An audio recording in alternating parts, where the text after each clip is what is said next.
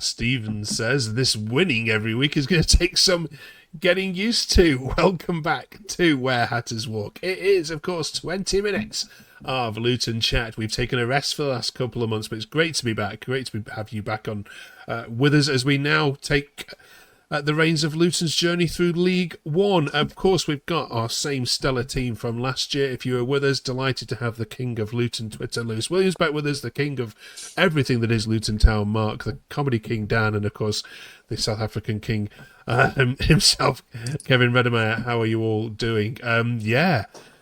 Last time we met, gentlemen, we were very downbeat, having just left the Hawthorns. Not believing what we'd seen with those 5 goals conceded. Here we are. Now it's August, and Lewis, everything's right with the world again, isn't it? Well, it's early stages. It is early stages. We can't get too ahead of ourselves. We have played, I think, 2 of the teams that I think are going to get relegated from League One. So that's when the expectations, I guess, are, you expect to win, but you still got to put it on the pitch and show that you can win. So I think Bradford this weekend would be the bigger test.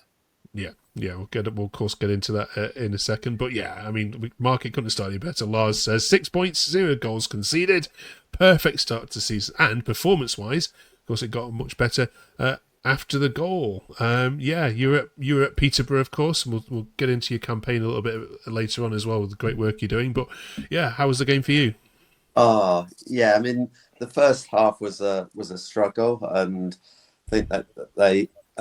Jerry Clarke said that there were a few choice words at half time, but I have to say, yes, they're not 2 of the strongest sides, as Lewis said, but we're just not even creating chances, let alone goals. In the first 2 games, we just looked solid at the back, and the second half we dominated. Any surprises, it took us as long to kill the game off, but I went there, I was comfortable. I never felt, as soon as we got the first goal, I didn't feel that there was any threat coming from Peterborough. Yeah. Cheers, Mark. Dan, your thoughts on it? Who stood out for you? For me, I think George Saville ran the midfield really well. Him and Baptiste, I thought, were really good in the middle together, breaking up the play. And Baptiste was playing a few decent passes through as well. If we can keep him fit, it'll be a minor miracle because he's been injured his whole career. So, them and the back 3 I thought were really solid as well. The goalkeeper, they seem a bit more confident this time around. So, yeah. Cheers for that, then. Kevin, any thoughts from you on? I mean, were Peterborough that poor, or were Luton that good in your opinion? Well, firstly, Mark, you took my words out that I tweeted straight after the game. Everything is perfect with the world. We got 3 more points. And what was even more beautiful is we saw a last-minute celebration from the good old Nathan Jones beating Watford. What a beautiful day that is within 5 minutes. So, no, everything is good with the world. I think, well, to be honest with you, I do believe Luton should just have too much quality this year for any of the teams, whether it's Peterborough, whether it's going to be Wimbledon or most of the teams. If we do struggle, we've got ourselves to blame. We've got the big budget this year, obviously with a parachute payment.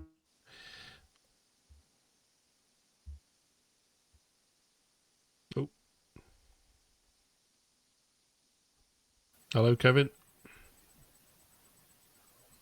We seem to have lost Kevin there for a second. Oops. Coming back to us. Never mind. We will jump onto it. Right, Lewis. Stand-up performance for you. Obviously, apart from Mads. Apart from Anderson, I'm going to give Naki Wells some credit because I don't think he's had enough on social media. He was involved in the first goal against Wimbledon with that delicious cross into the box to Woodrow, and then he also played a part in the second goal at Peterborough, chasing down the goalkeeper. Experienced striker play. He could have done it. Could have scored himself. Had the shot. I guess the angle was a little bit against him there, but unselfish. Lays it to Clarke for an easy tap in. But I thought his overall performance was quite good. I think a lot of people are using his age against him, but actually he's quite nippy still. He's still got that, couple of yards, and his experience up top, I think it's really helpful. And his passing and his link-up play is really good, which I think is very helpful in this new style which we're implementing this season. Brilliant. I know our Bristol City fans were sorry really to see him go. They thought it could have perhaps been given more time there. Mark and Jerry Yates. Obviously, can I get your opinions on his contributions? He has split opinion wherever he's been. I mean, at Swansea, they weren't too keen on him, but how's he done so far? Well, he started against Peterborough. Bear in mind, he had a pre-season at Swansea, but he's not played any pre-season games. Yeah. So it's gonna take him time just to get used to the formation. I think it's a great signing.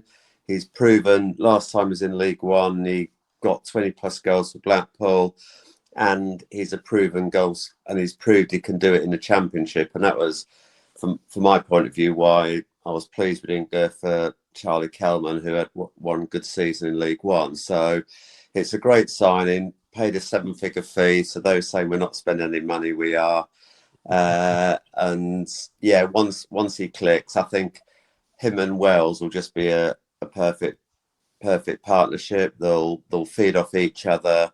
They'll create chances. And yeah, if they start getting the service, then the goals will flow. But he got 60, 70 minutes out on Saturday, which you'd expect. He wasn't going to get much more. And yeah, he might get a run out tomorrow night. So yeah, I think it's a great signing, and he'll get us the goals.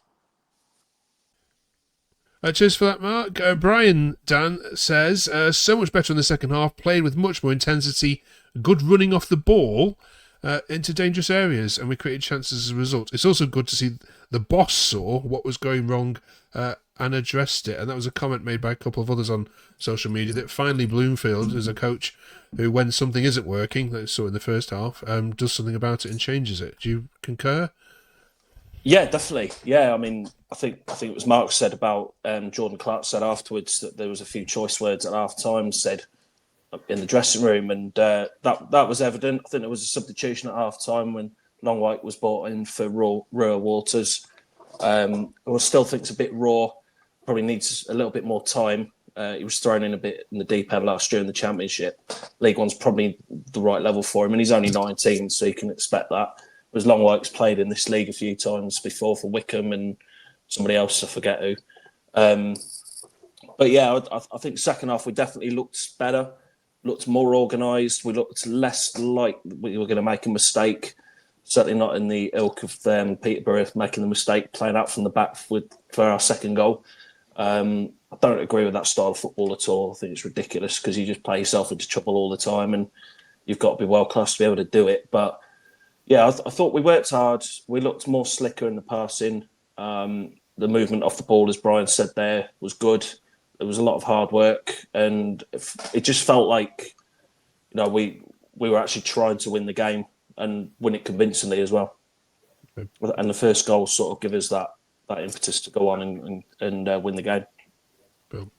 Right then, busy week then for Luton. We've got Coventry, of course, coming up later this week. Well, the time you watch this, it probably ought to be going on. Then, as you alluded to, Bradford City, which will be a bit of a raucous one. And then Wigan this time next week, Kevin. So, thick and fast. Is this where we're going to test the squad depth a little bit? I mean, he's hinted that Mark McGuinness and Zach Nelson might start to maybe start against Coventry. Are we going to find out a lot more about the depth of the squad in this next 7 days? Well, there's definitely going to be some changes for tomorrow night. Also give guys like Yates and some of the other players who haven't had a great pre-season some game time. I doubt they'll play too long because I'll want to use them on Saturday and go again on Tuesday. But it will, and it'll give guys some time, probably 60, 70 minutes in their legs, and that's what we need. We're going to need a good, strong squad this year. League One is tough. We might have possibly the superior squad, but 1 or 2 injuries in key positions, especially down the flanks, and we're going to struggle. So everyone needs to be in top form, and it will be tested, but it's a great opportunity again. We could be sitting here next week, or maybe even on Tuesday evening, with 12 points and a league win. So let's see. I will be very, very surprised if we don't dominate early in the season. Although our players are finding it new to play together. I think there's 9 new guys in the squad, which we'll talk about. It's always difficult to gel early on, but I do think we're going to grind a lot of the victories out early on. Okay. Now, hand on heart, fellas, I have not managed to catch all the League One highlights from the weekend yet. I've seen your game and Plymouth and Cardiff, who we were also talking about. But Lewis, who's impressed you so far? I know it's only 2 games in, and who do you think is going to be right up there, challenging at the top? I think the 2 other favourites in Huddersfield and also Stockport County. Huddersfield, I'm surprised how quick they've gelled as a team. They've had a lot of turnover in the summer. Normally when a team has like a massive turnover, it takes a while. It doesn't kind of click straight away, but for them to get 2 wins, and I wouldn't say a win against Leyton Orient and Reading are bad wins. Like, they're actually not bad ones. You know, both teams, one finished in those playoff positions and the other one just finished just outside them. So not bad wins there. And then Stockport County, I think, have had the more challenging of the fixtures so far out of the 3 of us, in playing Bolton at home on the first game. And I think Bolton are going to be up there in the playoffs this year, and also going to Wickham, who were also in the playoffs last year. So 2 really good wins. So yeah, those 2 are the ones that I think it's going to be us 3. It's going to be like a 3-horse race all season. Yeah. Okay. Cheers for that, fellas. If you're just coming across the channel, then do come and subscribe. There's lots of other fantastic Luton content there, with much longer format, obviously, including Lewis's and Mark's self. So do go and drop them. Mark, your mission this year is obviously to get people talking through the route of football, and you had a little celebrity with you this weekend to boost your cause. How's that been going? Great work you're doing, by the way. It's an initiative from the Luton Town Supporters Trust that I've got involved in, and really it's just trying to raise awareness and have a safe place that people like Luton fans can go if they're struggling with the mental health. Just trying to get the importance of basically talking, and if you're struggling, to have someone to talk to. So every Sunday night we're on Zoom, and it's free and anyone can join if they're struggling. We're also on the Kenilworth apron before every home game. So we were at the charity cricket game last week, and Mick Harford, a club legend, always supportive of mental health and obviously prostate cancer with what he's been through. But we just want to we're just very passionate about creating a platform where fans can go to if they're struggling. I know what it's like personally, having through my own struggles, and it's a really good initiative that basically, and for me, it's football's an escapism. Like, football's an escape from like the day-to-day struggles. Everyone has problems, and if they can have someone to talk to, whether it's professionally or a friend or a colleague, then and we're going to have guest speakers on and basically have a signpost where people can go for professional help. So I'm a qualified mental health first aider, and some of the other guys are qualified as well. So if any Luton fans who want to take up on it, then we're on X under Talking Hatters, or follow Luton Town Supporters Trust on Facebook, Instagram. And then very quickly, we have an email address if you don't feel comfortable coming onto the Zoom, which is talkinghatters@lutontownsupporterstrust.com. So just keep spreading the word. We're trying to make mental health an everyday conversation like football is. Absolutely. And we'll put all the links and all the links to the email address in the description below. And just thank you to obviously Mick for giving up his time, and thank you to you, Mark, for running it all. It's a very, very, very noble cause, which I know is all close to all our hearts. So thank you for that. I'm going to ask you for your league predictions now, 1 to 24. But before we do that, I've got to just quickly ask you about Rob Edwards, who of course was back in the dugout this weekend and saw Middlesbrough win. I mean, Kevin, were you surprised at that appointment? Not surprised. I think it was about time that he got back into the game. I think he'll do a great job there as well.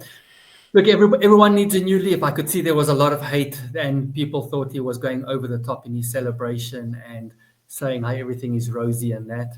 But hey, I spoke to someone else this weekend. Everyone deserves it. Everyone deserves a new chapter. It wasn't only his fault at Luton last year.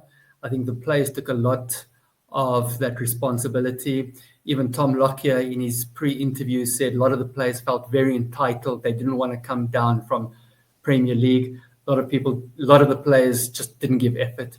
So we have to look at the players. They move on. They're happy at their new teams. They get to do that. The board get to be happy with what they decided. I think it's good when managers go off there, be successful, whether it's Nathan Jones or it's Rob Edwards. He's looking good.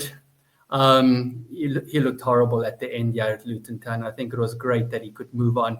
And I hope he's super, super successful. And him and Nathan until we get back to the championship next season.